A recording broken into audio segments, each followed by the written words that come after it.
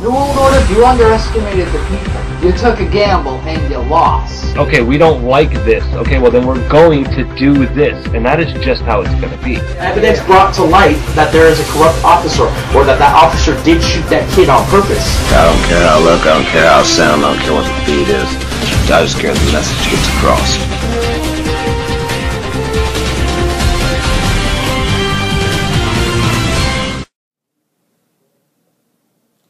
Good day, ladies and gentlemen. So I'm sitting here with a good old-fashioned tall boy, and I was lucky enough to find the brand that I wanted. The Joy-Kill's going to hate me over this, but hey. So, I've been away for a bit, you know? Let my administrative team take care of what it does, let it do its thing. It's been calling a few shots, it's been making a few adjustments. Some people are a little upset with that. I don't know. I don't know how you guys want them to do anything more than what they're doing. We don't like the spam ads. We don't like, you know, people's true and honest just nonsense. So literally, like, I don't know what you expect the administrative team to do more than what it's done. Now, back down to a little bit more networking things. I've had a few opportunities to change a few names here and there. I want to make sure that you guys are okay with that, and that, you know, it's not going to catch you off guard, anything like that. So I'm strongly considering switching up the Resistances Now into the Worldwide Resistance Network, kind of mesh that together a little bit easier. Change a few files over, no big deal. The website, couple of little adjustments. It's really, really small stuff. It's nothing big if we choose to go that road. The hackers, well, I told you guys Lizard Squad was what it was. You know, don't say you sit there and pretend like I didn't. The truth of the matter is that it was Christmas break. You got a bunch of people that didn't have to be at school, regardless of age, testing out a few new tricks and tools and toys that they managed to come across over a while. Just happened to cost a couple of corporate companies a hell of a lot of money and screwing up the holidays for a few people. You know, hey, sharpened your claws, I hope. You learned a few things. You know, you did what you had to do. Those who were involved, you figured out a few things. You realized how the hacktivist community got a few things done. I'm torn, you know. Don't really know if the go on Christmas Day was the better bet, you know. Really, who did you hurt? A bunch of kids, you know. There's a few adults that do work hard and manage to sink their money into a few good new gaming systems. Like, yeah, a few things got pushed out of the way. But then I'm, you know, flip side of the same coin, and what really happened? Let's not lie to ourselves. Even Lizard Squad said it themselves. What really happened? We forced a bunch of people to spend time with their family. You know, a quote from them. So, you know, let's leave that where it belongs, without exaggerating the fact. You know, it happened, and it's done. So there's a few more people out there that know how to use the tools a little bit better than they did last year. Did we really lose something while this happened, guys? So, moving forward, the network. You know, how are we going to get people more involved? I always ask for more people to get more involved, even though you know, it started off with such a small number, and now it's quite literally just moved and moved and moved into something that, you know, none of us really thought it would become. So now the question is, can it become more? You know, we've already pushed it this far. Like, how far can we really push this in a non-violent fashion? You know, and don't get me wrong, like, people always ask me, well, so when's the revolution starting? Dude, what, the revolution's already started. That's so 2008. You know, the social uprising is so 2011. You know, so, like, what's the next step? Violence isn't the next step, guys. We're not there yet. You know, it's just, let's move forward, like waking up the neighbors. You know, let's start with the simple things. As I've always said, step outside, knock on your neighbor's door, tell them you love them. Hand them an SD card, hand them a business card with links. Anything, really. That's why TWWRN has tried to mesh itself in so tightly while utilizing a loose collective. You see, it's a double-edged sword, and it's not always the way we want it to be. the question is, can we make it something fruitful? Even though the pieces that are before us are scattered, you know, and sometimes the pieces don't even fit, man. I'm not even going to lie. Like, we look at this stuff and it's like, no, there's no way this is happening. And then all of a sudden you look and you're like, oh shit, that, you know, that shit that said that there was no way, it happened. So, you know, just reach out, continuously reach out to people. That's like the foot soldier, like the grunt work. It's the job that is never done, okay? Not that people don't do it, it's a job that is never completed. There'll always be somebody to talk to. No, are you watching this on your phone? Do you happen to be on the bus? Yeah, talk to the guy beside you. Tell me that this job is not going to find, you know, you're never going to find the end of this, is what I'm trying to say. Kind of tripped up my words there a second ago. Blame it on the beer. It's all the beer's fault. It's not because I've been drinking it. No. Somebody made this can, and now shit's just all fucked up. See, that is how the world looks at things. That's the God honest truth. And until we change the way we look at problems, we may never, ever find the solution to these problems. That's the truth. So, moving right in, Trans-Pacific Partnership, Security and Prosperity Partnership. You know, there's a lot of for, a lot of against. A lot of us in the hacktivist or activist community, you know, the social political activists, there's a lot of anti literature in regards to this. If you go into the political spectrum, there's a lot of pro dialogue and a lot of things that you can read that are pro this approach. Heads up, when approaching the SPP and the TPP, we have to be careful because we try to remain as an international collective. People that actually work together ideologically across borders. Things like the SPP and the TPP, they're actually created to throw us off of the trail. Because to be anti that is very, if I were to say I'm anti-TPP and I'm anti-SPP, would mean that I'm very anti-American. That's what it means. Like, don't split hairs, don't look for the bullshit, just see the broader spectrum of things. What we're seeing here is legislation that's probably not going to help anybody. So let's not pretend that it's not a bad idea, but let's be careful on how we choose to approach the issue, because it can be used to actually divide us, okay? Oh, if it's an American, for instance, that's anti-TPP or anti-SPP, we're looking at them going, you're just anti-Canadian. What's wrong with Canada? What, you don't want to be friends with us anymore? Flip side. Happens the same way. A Canadian turns around and says, I'm anti-TPP, anti-SPP. What are you? Anti-American? What, you don't like the Americans? What, you don't want to be friends no more?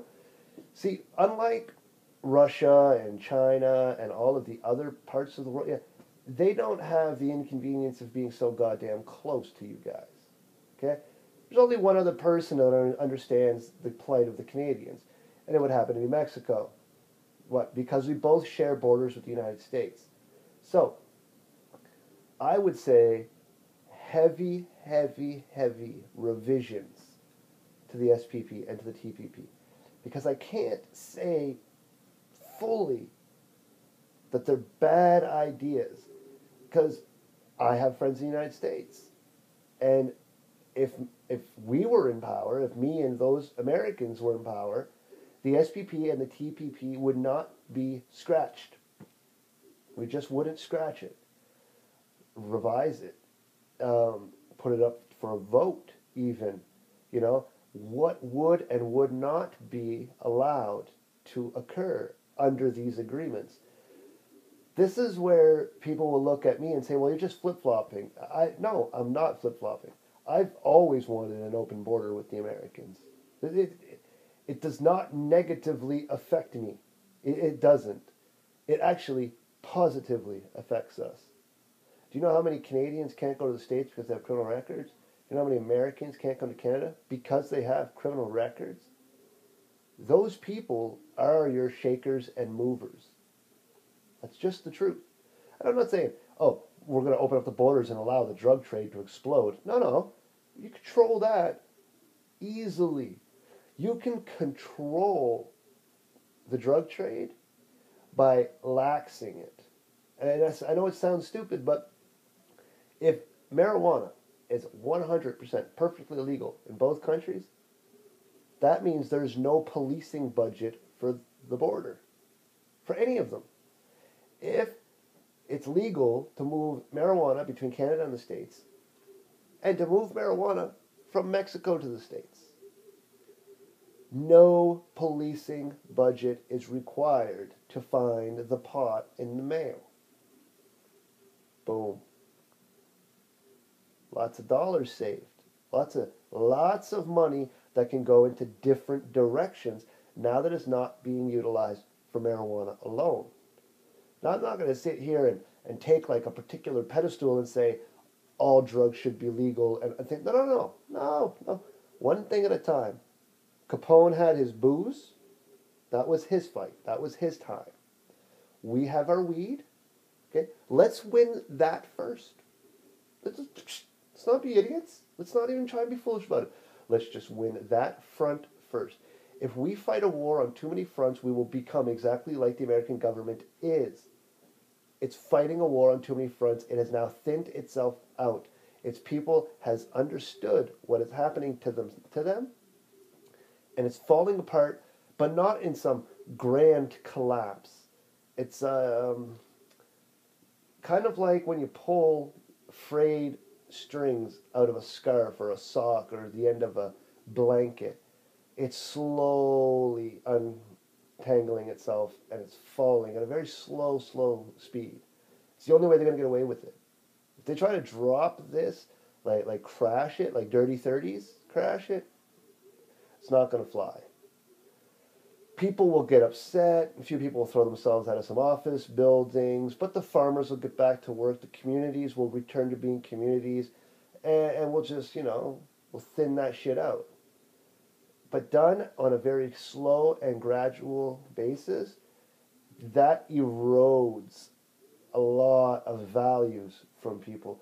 People start looking at people in a very suspicious manner because everybody knows they're getting robbed. They just don't really know who's doing the stealing. So you become suspicious of everybody. Level of paranoia come into effect at that point.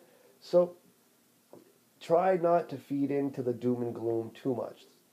I'm not saying don't look at the doom and gloom, because without paying attention to the fear porn, without paying attention to the doom and gloom, and wrapping your head around it, you're not going to fully grasp those lights in the tunnel, those rays of hope, those, hey, but if we really did just band together on said particular issue, we might have an impacting moment in which governments may spin and say, wait, we could do that.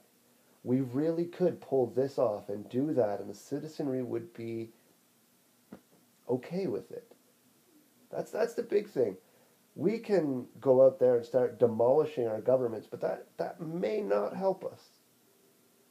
Who are you going to complain to when shit doesn't work if the government has been demolished? What you're looking for, as I've always said, is a renaissance. Not a revolution, although that is the word that we tend to use.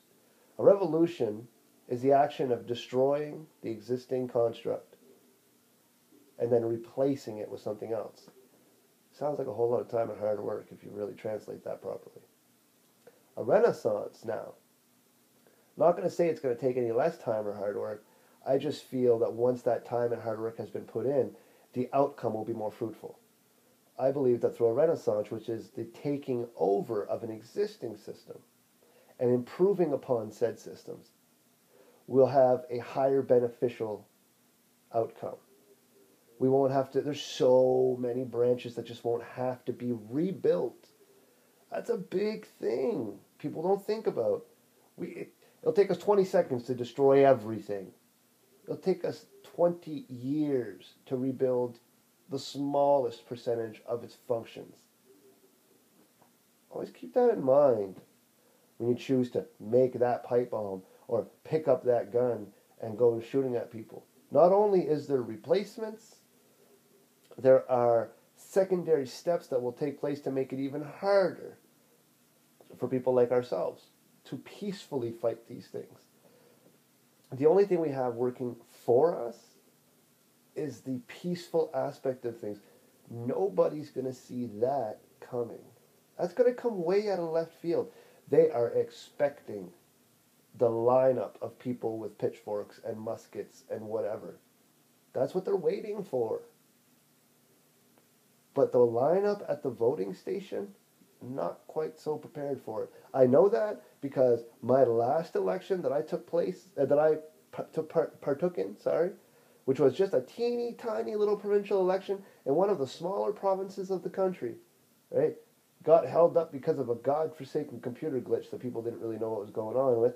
And the people that were actually servicing us, where we would go and cast our ballots, were not as aware of what was happening. Like they weren't very knowledgeable of the systems that they were using and all these things. So although the service is available, the service has been made available at like the lowest dollar value available as well. So all put together and paid for by the lowest bidder is what happened when you're talking about our voting. Well, there's something we can change. That's nothing. That's not a huge change. That's a very simple, out of the way kind of change. Let's make sure that the votes are put in and counted properly. That's always a good start. But let's make it impacting. Let's get people there. Now, as I say these things, the words in my head, if voting ever changed anything, they'd make it illegal, keep going through my head. But let's utilize what we have first. Like really, don't just do it because I'm telling you to do it, and don't even do it because you think it's a good idea. Do it because you are doing a checklist of, have you tried voting? Yes. Yes, I have. And I have actually tried voting with the purpose of change. And I have tried voting with I got all my buddies in on it. We all got together to vote and try to make a change. If we put half as much time into this voting thing as we do trying to find a gram of weed, you know what I'm talking about. You know, when there's no weed in town, and all you want to do is want to find a gram, man, it's only $10. It really can't be that hard, right? And you've called everybody you know, and you've went to the high school and looked for the local dealer, and you've been to the bar, and you can't find a gram of weed to save your life. The amount of effort it took to look for that fucking weed, that's the energy I'm looking for here. Okay? TWWRN. What is it? I don't know. I really don't know what it is yet. Hasn't been defined. It's just there. Unfortunately, I have a very Mark Zuckerberg moment where right now it's just cool. Let's just let it be what it is. Because what it is what it is. It hasn't made any huge impact. There's a lot of people interested in it. There's in the thousands, so I'm not going to sit here and say nobody's interested in it. There are people that take it quite seriously with the information that they choose to put there. Some days I look at that, and there's two groups that I run through. The groups that I'm considering merging. One is actually TWWRN, in which post-approvals are required. Not because my authority is any more important than the next person's. It was just an attempt at me trying to filter out the sunglasses ads. Shit you not. I was like, fuck it. I will approve everything except sunglasses. That way there the sunglasses won't show up and annoy people. And that was construed as a form of censorship. So I was like, okay, well, there's got to be a better way, and there's not a whole lot of people in that group. There's about 300 people there. I've seen myself at 300 before, and a lot of good, magnificent things happened when we were at nothing more than 300. So I'm not going to pretend like I don't have enough people in that group. But I weigh 300 beside 5,000. Maybe the merge isn't such a bad idea. Just a singular, make it a little bit smaller and making it easier for people to find it. That way they're in the events that it chooses to become bigger. It'll be easier.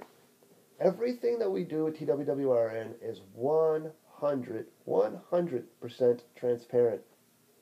Everything is public. I don't hide what we do. Never did. Never even bothered trying.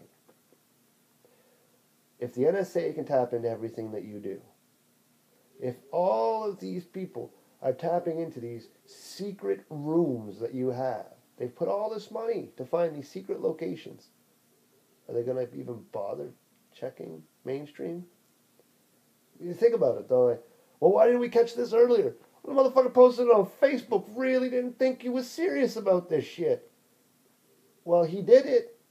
But who posts that on Facebook? You would think it'd been some dark corridor of the darknet, you know what I mean? But no, he ran on Facebook. That's the point. Hidden in plain sight.